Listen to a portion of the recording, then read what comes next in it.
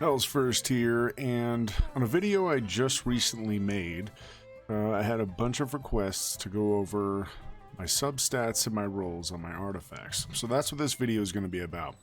What I am running on every character for my artifacts. So, on Childe, in this party build, I am running the Wanderer's Troop 2-piece set, which increases elemental mastery by 80.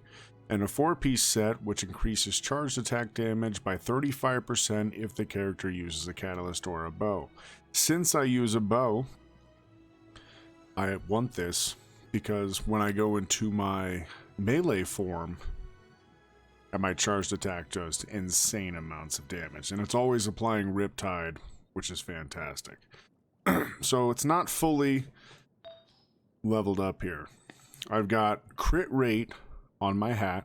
It's only at a plus 18 right now, but it'll get higher. You want crit rate so you hit harder crits or hit more crits more often. It's got elemental mastery on it, which you want for him because he creates his own elemental reactions. Energy recharge, because he's not my main DPS, so I want him to have his ult more often. Defense, no one cares about it. And then attack, 15.2%. Obviously you want attack so he does more damage. Then on the cup, we're running attack at 34.8%.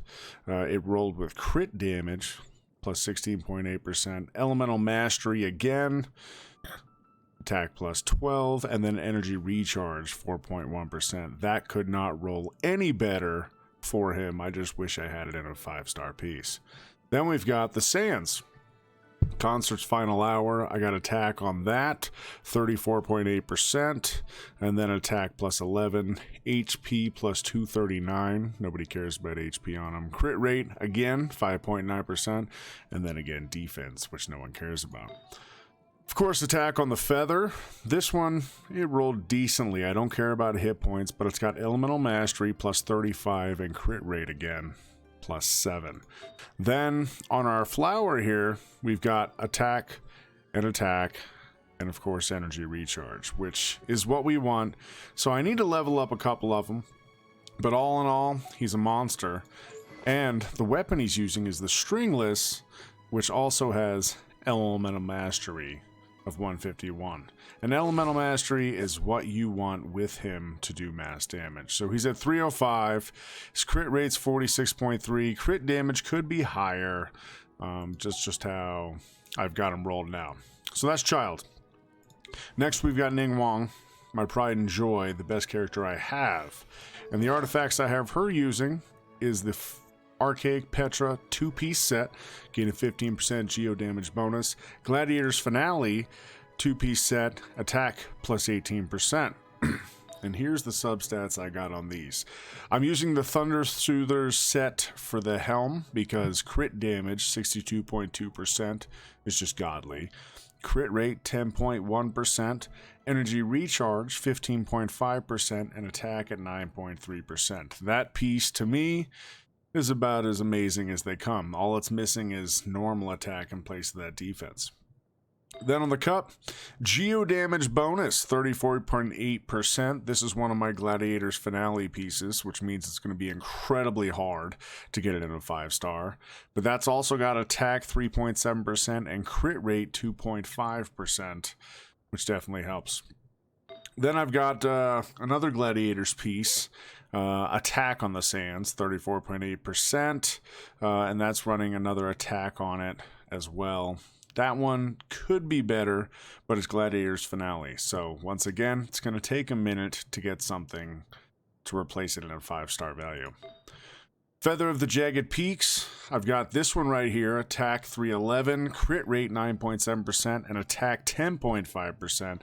Now here's the question, and I want you guys to let me know what you think in the comments below. I've got this one, but then I've also got this one, which rolled with crit rate and crit damage on it. I don't know which one I should run. I'm leaning towards this one, but I don't want to put this one into this one just yet. So I guess we'll see how they shape out. Let me know in the comments what you guys think. And then I've got the Flower, an Archaic Petra set. I got attack percent, and crit rate again on this, which is amazing. And then on her, I'm running the Lost Prayer of the Sacred Winds, which gives me more crit rate. And she has 67.6% crit rate, 112.2% crit damage. Just pretty good. Mass amounts of slaughter because you're just critting non-stop. So, by far, my favorite build on any of my characters. Next, Qiqi, my one-man army. This bitch can do fucking everything. She can heal, she can solo, everything. I have a video up of her soloing Childe like he's nothing. I have her in 100% full Gladiators finale, okay? Attack 46.6 on the head. Then I have attack plus 35 and crit rate plus 7.4%. Also HP on it, which I want with her. I want her to be able to withstand some shit. On top of that, physical damage bonus 58.3%, rolled with crit rate plus 7.4%, energy recharge, defense, and attack. All amazing for her to be a one-man army. And it works because physical damage makes her hit hard as fuck. Then we've got Berserker's Timepiece. This is just a filler. I could put really anything I want right here. But it's got attack 34.8%, crit rate, and then energy recharge. Elemental Mastery I don't really care about, but there's some more defense on there which helps out. Then, of course, attack on the feather. It rolled with energy recharge 7.3%, attack 3.3%, crit rate 5.3%, and some more hit points, which is awesome. And then her flower. Attack and HP. I have not yet leveled it up. But that 4-piece set is nuts. So the 2-piece, once again, is attack plus 18%. The 4-piece, if the wielder of this artifact set uses a sword, claymore, or polearm, increase the normal attack damage by 35%. And that's attack damage, so that's everything. Not just 35% of the base damage. Everything. So that's Qiqi. She's also using the flute, which is an incredible weapon, and it gives me attack 37.7% as the other stat. So there's Qiqi. She's amazing. Then Zhongli. In my previous video, I said you wanted to run the 4-piece Archaic Petra. I misunderstood what the 4-piece did, and it's not going to help Ning at all. So I switched him over to a 2-piece Noblesse Oblige for an elemental burst damage bonus of 20%, and then Archaic Petra 2-set bonus of the gain 15% geo damage. Now, how I'm running it is HP on the mask. Obviously, need to level this guy up a little bit, and that's part of the Noblesse Oblige. Then I've got HP on the goblet, plus defense, plus attack, plus elemental mastery, plus energy recharge, which is nuts. Then HP, elemental mastery, plus 40, energy recharge, attack, and attack. Beautiful piece for him right here. Then you've got attack on here. This is the one I was talking about swapping over to Ning. I'm not sure. The one on Ning right now has hit points and crit rate and attack and defense.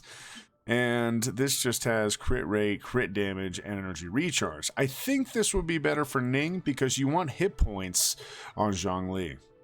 We're going to see how they shake out. Then, Noblesse Oblige on the flower. This one needs to be leveled up as much as it can because there's nothing done to it whatsoever.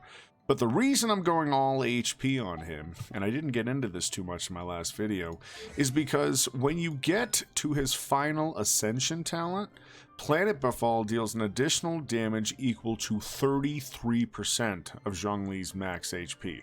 That is why I'm doing everything in HP for him, to make this monster smash 571% skill damage plus 33% of my hit points. So I'm trying to get him to 40,000 hit points, essentially. And I'm using this weapon, and you might ask why, because I want his super back as much as possible. As you can see, he just came out. I didn't have a ton of resources, so I'm just playing with builds, but this one is the one I think is the best I've made yet. So those are the artifacts in my Ningguang party, and I hope you guys enjoy the video. If you did, go ahead and like and subscribe, as well as turn that bell on for the notifications. And as always, until next time, ta-ta.